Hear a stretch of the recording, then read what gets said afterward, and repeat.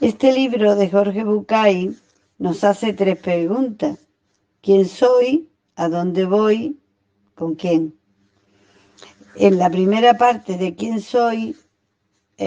Voy a leer un trozo de la autonomía.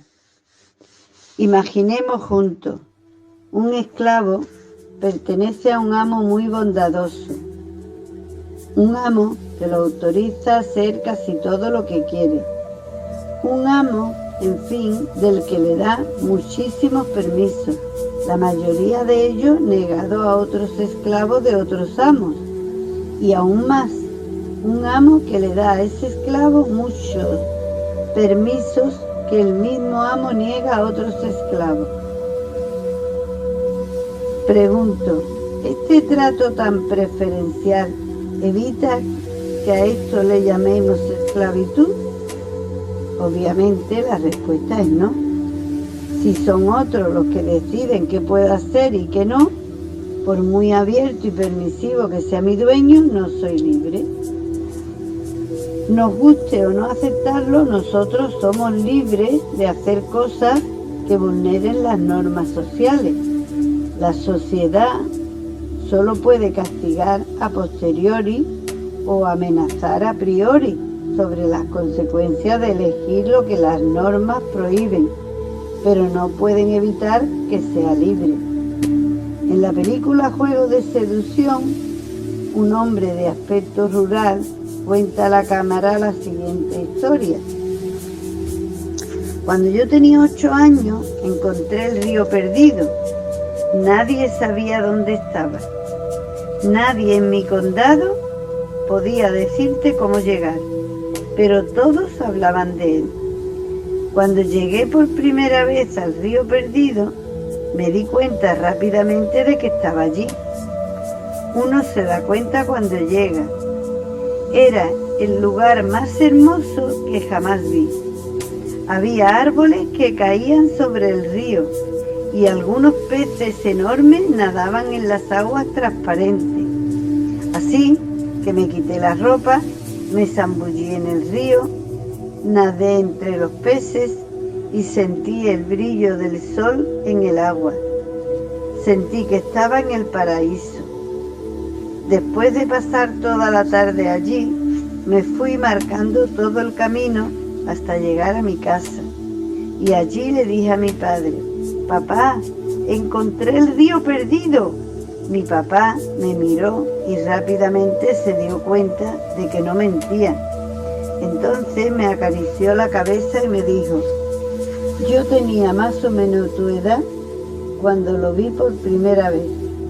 Nunca pude volver».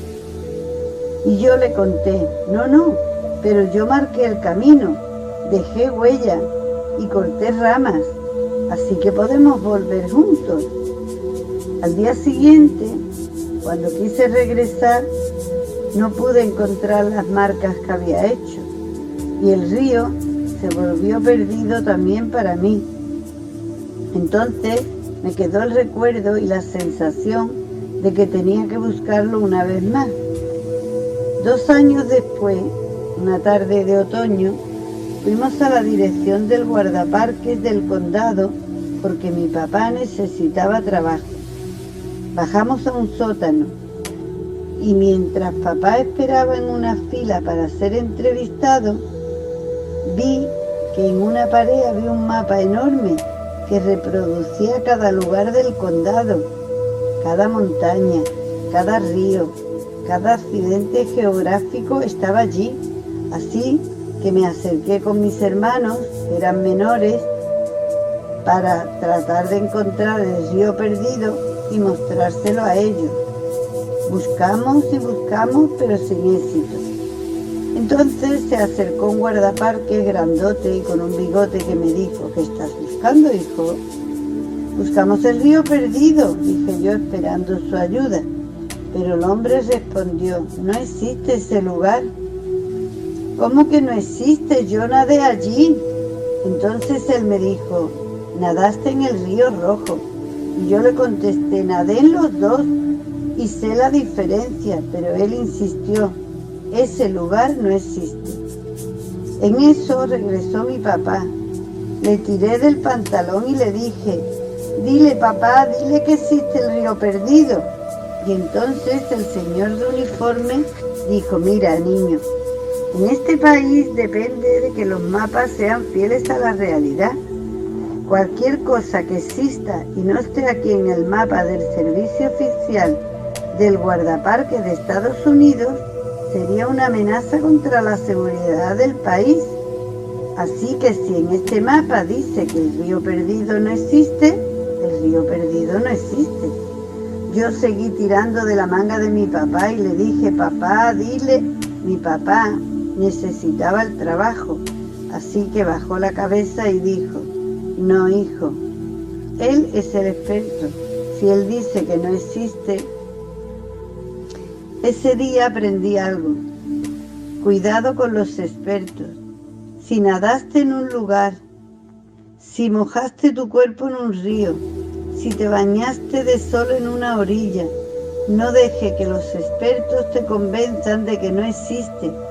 Confía más en tus sensaciones que en los expertos, porque los expertos son gente que pocas veces se moja.